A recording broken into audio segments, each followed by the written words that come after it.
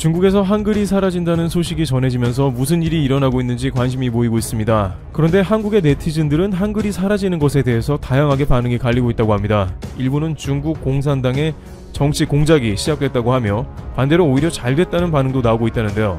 갑자기 중국에서 한글이 사라진다는 의미는 무엇이며 구체적인 정황과 한국의 의견을 살펴보겠습니다. 최근 중국 내몽고 자치구에서 중국어 교육 강화에 대한 반대 시위가 벌어진 가운데 중국 내 일부 조선족 학교들에서 한국어 설명이 빠진 중국어 과목 교과서를 쓰기 시작한 것으로 전해졌습니다. 14일 중국의 A지역 조선족 학교 관계자에 따르면 이 학교는 새학기가 시작한 이번 달부터 한국의 초등학교 1에서 6학년과 중학교 1, 2학년에 해당하는 1에서 8학년의 중국어 과목 교과서를 교체했습니다. 기존 연변 교육출판사 교재는 중국어뿐만 아니라 한국어 설명이 함께 쓰여있고 예문의 조선족 관련도 반영된 반면 이번에 바뀐 인민교육출판사 교재는 중국 전역에서 공통으로 사용하는 중국어로만 기술된 책인 것으로 전해졌습니다. 이 관계자는 국가 정책에 따른 조치라면서 어느 민족이든 중국어 과목 교과서는 번역하지 못하고 중국어로 기술된 교재로 학습하게 된다고 말했습니다. 이어서 이 학교는 정치 과목에 해당하는 도덕과 법치는 2021년, 역사 교과서는 2022년부터 중국어로만 기술된 교과서를 채택할 예정이라고 설명했습니다. 중국 당국이 중국어, 도덕과 법치, 역사 등 3개 과목의 공통 교육을 강조하면서 교재도 순중국어로 된 것으로 통일하고 있다는 것입니다. 이 3과목 이외에는 학교의 재량으로 선택할 수 있도록 할 방침인 것으로 전해졌습니다. 국가 정책에 따른 조치라는 것은 이것이 중국 정부에서 적극 개입했다는 것으로 한글로 변기된 교재는 문제가 있다는 것입니다. 이는 처음 있는 일로 중국 정부의 움직임에 중요한 뜻이 담긴 것입니다. A지역의 또 다른 조선족 학교 관계자는 이달부터 1학년, 초등학교 1학년과 7학년, 중학교 1학년 중국어 교과서, 7학년과 10학년, 고등학교 1학년 역사 교과서를 인민교육출판사 것으로 교체했다고 말했습니다. 그러면서 역시 중국의 민족 정책에 따른 것으로 번역이 정확하지 못한 것에 대비해 공통교재로 변경한 것이라고 밝혔습니다. 중국 정부에서 뭔가 위기의식을 느꼈다는 것이 반영된 것입니다. 이렇게 중요 교육 부분에서 한글이 사라지면 서서히 조선족들도 한글을 잊는 게 아닌가 우려가 되는데요. B지역 조선족 학교도 이번 학기부터 1학년 및 7학년 중국어 과목 교재를 인민교육출판사 것으로 바꿨다고 전했습니다. 전체적으로 중국 정부로부터 공지가 내려와서 동시다발적으로 진행되는 모습입니다. C지역 조선족 학교는 그러한 소문이 있지만 아직 공문을 받은 바 없다. 지금은 한국어, 중국어 모두로 기술된 교재를 쓰고 있다면서도 1, 2년 사이에 바뀔 수는 있을 것이라고 밝혔습니다. 베이징의 한 소식통은 올해 하반기로부터 조선족 학교 교재 등을 새로운 것으로 쓴다는 것 같다면서 조선족뿐만 아니라 소수민족들에 대해 중앙 집권적 교육, 한화, 중국 문화 동화, 강화 움직임이 있다고 평가했습니다. 그러면서 중국 정부로서는 신장 위구르 자치구 문제가 있는 상황에서 다른 문제까지 국제적으로 부각되는데 신경 쓰고 있을 것이라면서 중앙정부가 소수민족 의견을 어떻게 수용할지 지켜봐야 할 상황이라고 밝혔습니다. 앞서 내몽고 자치구에서는 이러한 조치에 반대하는 시위가 벌어져 논란이 된 바 있습니다. 뉴욕타임스 등의 보도에 따르면 수천 명의 몽골족이 이들 3개 과목 교과서를 몽골어에서 중국어로 대체하는 데 반대해 시위를 벌였습니다. 군중들은 학교 밖에서 몽골어를 배우는 것은 빼앗길 수 없는 권리라고 적힌 플래카드를 걸고 구호를 외쳤습니다. 미국에 있는 내몽고 인권단체는 지난 70년간 중국이 내몽고에서 문화 배척을 계속해왔다면서 몽골어는 몽골족의 정체성의 마지막 남은 상징이라고 말했습니다. 결국 중국 정부는 내몽고나 위구르 등의 각종 문제가 이어지자 새로운 소수민족 관련 정책을 실시한 것입니다. 한편 이와 같은 중국 정부의 한국과 관련 있는 것들을 제거하는 작업은 처음 있는 일은 아닙니다. 대표적으로 동북공정은 현재 중국 국경 내에서 벌어진 고구려와 발해 등 고대 국가의 모든 역사를 중국사로 만들기 위해 2002년부터 중국이 추진한 동북쪽 변경 지역의 역사와 현상에 관한 연구 프로젝트입니다. 특히 중국은 만리장성이 중국의 평양까지 뻗어 있다는 작업을 전 세계를 대상으로 진행하기도 했습니다. 세계 주요 백과사전에는 평양까지 만리장성이 그려져 있는데 이는 중국의 작업이라고 판단됩니다. 반크는 지난 7월에 SNS에 만리장성이 고무줄인가요? 라는 제목으로 비판 포스터를 제작해 배포하였고 2만여 명이 넘는 외국인들이 좋아요를 누르며 중국의 황당한 역사 왜곡에 항의하기도 했습니다. 이런 식으로 중국은 한국의 역사는 따로 없으며 심지어 한국은 중국의 속국이라고 주장합니다. 트럼프 대통령도 시진핑 국가주석의 그런 말을 듣고 한국은 중국의 속국이었다고 얘기하기도 했습니다. 중국 관광객이 경복궁 등을 보면서 중국을 본따 만든 곳이며 중국의 속국이어서 그랬다는 말도 듣습니다. 고구려의 광개토 대왕비에 대해서도 2017년경부터 중국 당국에 의해 왜곡이 자행되고 있는 상황입니다. 그들은 길림성에 있는 광개토 대왕비의 안내판에 광개토비는 중화민족의 비석이라고 기술했습니다. 가면 갈수록 중국은 노골적으로 한국의 역사를 중국 땅에서 지우거나 왜곡하고 있는 것입니다. 특히 한국의 사드 배치 이후 한한령이 내려지고 한국과 외교관계가 틀어진 2017년이었기 때문에 더욱더 노골적인 한국 역사 지우기와 몰아내기는 중국에서 지속될 것으로 관측되고 있습니다. 그러다 보니 일부 네티즌들은 중국의 이러한 행위는 더 이상 용납할 수 없으며 외교적으로 항의해야 하고 국제적으로도 중국 정부의 부당한 처사를 널리 알려야 한다는 의견도 나오고 있습니다. 또한 중국 연변 등에 살고 있는 조선족들은 엄연히 한국 땅의 후손이고 그러한 전통을 이어나가야 한다고 말합니다. 게다가 중국과 국경을 맞닿고 있는 가운데 이러한 중국의 움직임은 한국에서도 적지 않은 우려가 되고 있는 것입니다. 중국에서 유출된 지도를 보면 북한의 유사시에 통일 방안에 대해서도 논하고 있다고 전해집니다. 중국에서는 북한을 상당 부분 통치해야 한다며 러시아, 미국 등과 나누는 방안을 설명합니다. 이는 중국이 한반도가 자신들의 영토이니 결국에는 수복해야 한다는 인식을 반영한다는 것입니다. 적어도 한국에서 중국 정부의 움직임에 대해서 관찰하면서 앞으로 한국의 역사에 대해서도 더 많은 왜곡과 억지 주장을 확대해 나갈지 면밀하게 살펴야 한다는 것입니다. 그런데 여기서 의문이 드는 것은 중국 정부가 한글을 다행히 자기들 언어라고 주장하지 않은 것입니다. 일각에서는 중국은 뭐든지 자기 것이라고 주장하니 언젠가는 한글도 자기 것이라고 주장할 수 있다며 중국에서 조선족의 한복을 중국 것이라고 주장하는 경우가 있다는 의견을 제시하기도 했습니다. 중국 화폐에 한복을 입고 들어가 있는 조선족은 한복이 중국 것임을 시사하고 있다는 것입니다. 따라서 한글을 퇴출시키는 것은 어떤 면에서 다행일 수도 있다고 이야기하는 것입니다. 그런데 어떤 네티즌들은 중국에서의 한글 퇴출이 한국에 크게 이로울 수도 있다고 주장하고 있는데요. 바로 한글 배움이 악용되어서 한국 전체에 큰 피해를 끼치고 있다는 주장도 나오는 것입니다. 특히 중국을 기반으로 한 보이스피싱의 세력들은 매년 기하급수적으로 늘어가고 있었습니다. 2015년부터 19년까지 매년 수천억 원의 이상의 피해를 발생시키고 피해 건수와 금액이 가파르게 증가했습니다. 경찰은 보이스피싱 수법이 스마트폰 앱을 활용하는 등 전문적으로 진화하며 피해가 급증하고 있다고 설명했습니다. 국내의 각종 금융사기는 한국을 잘 알고 있으며 한글을 구사하는 외국인으로부터 다발되고 있는데 이러한 중심 세력이 중국에 있다 보니 한국인들은 중국에서 한글을 가르치는 부작용이라고 하는 것이죠. 물론 이러한 경우는 일부라고 할 수 있겠으나 한국의 각종 문제가 언어가 통하지 않으면 일어날 수 없어 일부 네티즌들은 동북 공정과는 다소 다른 문제이며 오히려 장기적으로는 한국에 도움될 수 있다고도 말합니다. 이와 같이 중국이 교과서에서 한글을 퇴출시킨다는 소식이 들려오자 네티즌들은 다양한 반응을 보입니다.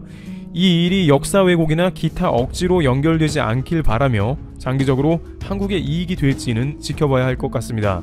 트래블튜브 여기서 마치겠습니다. 감사합니다. 중국에서는 넷플릭스에서 전 세계적인 인기를 끌고 있는 승리호의 숟가락을 얹으려는 움직임을 보입니다. 대한민국이 이런 CG 기술력을 지닌 영화를 단 한 번도 만들어 본 적이 없어 이상하게 생각했다. 아니나 다를까 승리호의 영화 CG는 중국 홍환그룹에 CG 외주를 준 것이었다.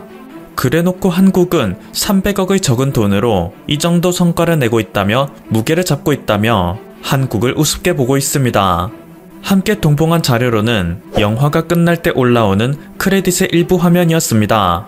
VFX와 3D 작업에 중국인 이름이 있다는 것이었죠. 하지만 이것은 철저한 조작에 의한 자료였습니다. 그가 첨부한 자료 이외의 크레딧을 보면 승리호의 CG는 덱스터 스튜디오를 포함한 국내 업체 8곳이 담당했다는 것을 알 수 있습니다. 그 중에서도 극히 일부 디피트먼트를 중국 업체에 하청을 줬던 것인데 길고 긴 스텝롤 중 단 한 장면만을 끌고 와서 승리호의 CG는 전부 중국이 만든 것이라는 황당한 주장을 했던 것입니다. 애초에 한국과 중국의 CG 기술력은 근본부터 다릅니다. 21세기 최고의 CG 기술력을 보이는 마블 스튜디오의 어벤져스 영화에는 한국인이 근무하고 있는 것으로 유명합니다. ILM 프로덕션의 장유진 R&D 엔지니어는 어벤져스나 주라기 월드 등의 작업에 참여했죠. 세계 영화계에서 VFX 시각 효과를 담당하게 된 최초의 회사가 ILM 프로덕션인 만큼 이곳에 근무하고 있는 인력들은 현존 세계 최고의 CG 능력자로 대우받고 있습니다. 과거 큰 흥행을 일으켰던 영화 혹성탈출에서 역시 라이브 퍼포먼스 캡처를 이용한 CG 기술에 한국인 감독과 엔지니어들이 대거 참여했던 것으로 유명합니다. 반면 중국의 CG 기술력은 허접한 것으로 유명하죠. 다음은 중국 드라마의 촬영 현장입니다. 폭발 장면을 만드는 것조차 기술력이 제대로 받쳐주지 않는 것이 중국의 현실입니다. 그래서 영화 스튜디오에 화약을 심어 실제로 연쇄 폭발을 일으키는 것인데요. 중국의 영화에 출연하는 배우들은 정말로 살기 위해 달리는 것입니다. 그 어떤 나라에서 촬영한 영화보다도 생동감이 느껴지는 것은 사실이겠습니다. 물론 폭발의 충격으로 높은 건물에서 떨어져 수많은 사람들이 실제로 다치는 것도 사실이겠습니다. 최근 중국에서는 이상하다 싶을 정도로 한국의 것을 빼앗으려는 움직임이 극단적입니다. 요즘 한국인들이 가장 민감하게 생각하는 김치 공정의 경우도 불과 2003년까지만 해도 중국인 중 그 누구도 김치가 중국의 것이라 주장하지 않았습니다. 이때 당시에는 현재의 코로나19 파동처럼 사스가 전 세계에 퍼지고 있었는데 김치가 사스 예방에 좋다는 얘기가 돌자 중국인들은 너나 할 것 없이 김치를 사 먹기 시작했죠. 정말로 파오차이가 김치의 원조라면 한국으로부터 김치를 사 먹는 일은 없었을 것입니다. 즉 2000년대까지만 해도 모든 중국인은 한국의 것을 빼앗으려는 욕심이 크게 없었다는 것입니다. 이랬던 중국이 요즘 극단적으로 중국 중심주의를 외치며 한국에게 시비를 거는 이유는 바로 링링허우 세대의 부상 때문입니다. 링링허우 세대는 2000년대 이후 출생하여 2008년 베이징 올림픽의 기억이 유년 시절을 관통하는 세대입니다. 모든 나라에게 무시를 받았던 최빈공국 시절, 천안문 사태, 대학진 운동 등 중국의 흑역사를 기억하는 기성세대와 달리 링링허우 세대는 오직 중국이 강대국으로 성장하는 모습만을 지켜봐온 세대입니다. 그렇기에 누구보다도 애국적인 성향이 강하죠. 심지어 시진핑의 교육 정책은 이 젊은 세대들을 애국을 넘어 국수주의로 이끌고 있습니다. 그리고 중국에서 급부상한 졸부들은 자신의 자녀들 링링허우 세대를 세계 각지에 유학 보냈습니다. 우리나라에도 역시 수많은 링링허우 세대들이 대학을 다니며 우리 곁에 거주하고 있죠. 다른 세대보다 학력은 높으면서도 국수주의 성향이 짙은 중국의 링링허우 세대들이 세계 각지에 흩어져 있으니 이들이 그곳에서 깡패짓을 하는 것은 당연한 결과입니다. 당장 우리나라에서도 그 사례를 쉽게 찾아볼 수 있습니다. 얼마 전 한국의 한 커뮤니티에는 고려대학교에 다니는 중국인 유학생들의 단체 채팅방 캡처 사진이 공개되었습니다. 한국 외대에서도 홍콩을 지지하는 포스터가 있니? 아니, 근데 본다면 찢으면 돼. 인문관에서 홍콩 지지 대자보를 본 적이 있는 것 같아. 본다면 바로 찢어버려. 난 이미 2번 찢었어. 대륙에서 이런 짓 한 번이라도 한다면 몇 초 만에 죽을 수 있는지 볼 수 있을 텐데. 그딴 짓 하는 애들한테는 밤길 조심하라고 문자 보내. 이들의 중국 SNS에서는 더욱 조직적인 활동도 찾아볼 수 있습니다. 한국은 문화도둑이라는 이미지를 씌우는 데 주력하자. 해외에서 민폐짓을 하고 나는 한국인이라고 주장하는 거지.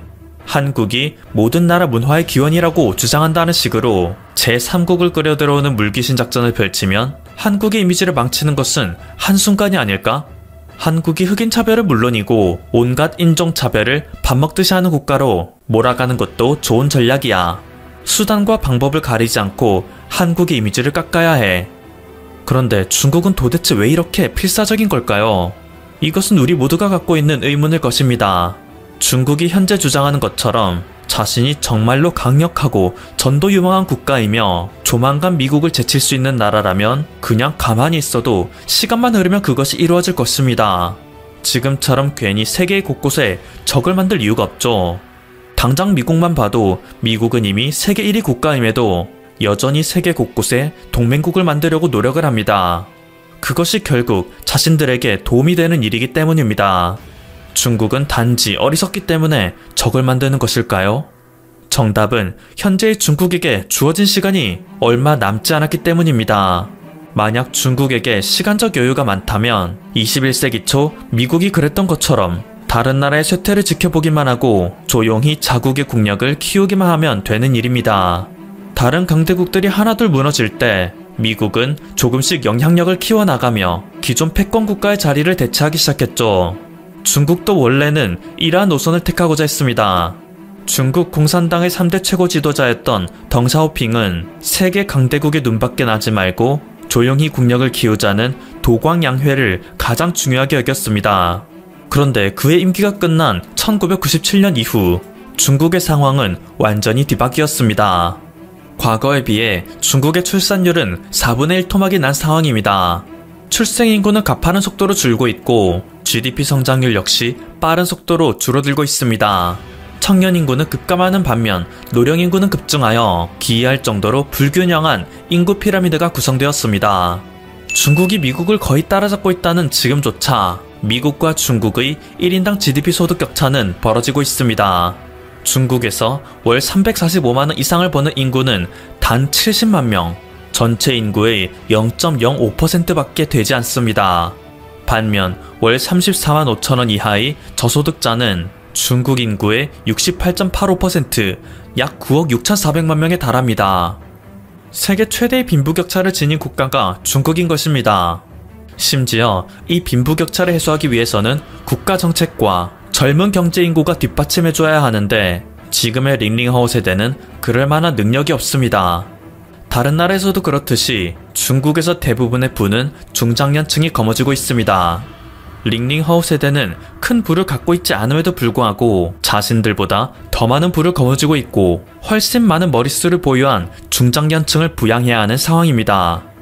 물론 한국 역시 심각한 저출생과 고령화 시대에 돌입하긴 했습니다. 이제는 인구 소멸 단계에 진입하고 있다 해도 과언이 아니죠. 그런데 중국과는 비교 대상도 되지 않습니다. 일본이 늙기 전에 부자가 되었고 한국이 늙으면서 부자가 되었다면 중국은 부자가 되기 전에 늙은 것입니다. 현재 대부분의 부를 거머쥐고 있는 중장년층이 세상을 떠난다면 그 재산은 대부분 공산당이 환수할 것입니다. 링링하오 세대와 그 밑에 젊은 세대들은 아무것도 가지지 못한 채 노년층을 떠받치다 공산당의 노예로 전락하는 운명인 것이죠. 공산당에서는 이러한 미래를 예견했기 때문에 지나친 국수주의, 애국주의로 링링하오 세대의 눈을 가리는 것입니다. 그들이 내부로 눈을 돌리지 못하도록 한국과 미국 등의 국가에 분노를 유도하고 있는 것입니다. 공산당의 최대 목표는 결국 공산당 독재체제의 유지이지 링링하오 세대가 원하는 것처럼 중국을 세계에서 가장 잘 사는 나라로 만드는 것이 아니기 때문이죠. 링링하오 세대들이 자부심을 갖는 중국의 성장은 사실 자세히 들여다보면 진짜 중국의 성장이 아닙니다. 중국은 최근 제조업에 지나치게 편중되었던 자국의 산업을 서비스 산업, IT 산업 위주로 빠르게 변화시키고 있습니다. 그런데 선진국으로 채 발전하지 못한 국가가 IT 산업을 주산업으로 하는 국가로 바뀌게 된다면 어떤 문제가 발생할까요? 대부분 교육을 받지 못한 중국의 빈민층들은 모든 일자리를 잃게 됩니다. 안 그래도 중국 대부분의 기업은 공산당의 소유나 다름없고 이 기업은 최소한의 인력만으로 운영되는 방향을 걷고 있는데 능력이 없는 중국의 젊은이들을 써줄리는 만무하죠. 오직 공산당의 수뇌부만 중국의 지식인층을 갈아넣고 수탈한 재산을 불려나갈 것입니다. 공산당의 연막작전에 속아 애국심만 키우고 아무런 능력도 개발하지 못한 중국의 노동층은 정말 말 그대로 사회 최하의 계층으로 전락할 뿐일 것입니다. 공산당의 고위층이 선심 쓰듯 내어주는 비생산적인 일거리를 받아 인간 이하의 취급을 받으면서도 쥐꼬리만한 월급을 받으며 최소한의 생활만 영위할 수 있게 되겠죠. 그러면서도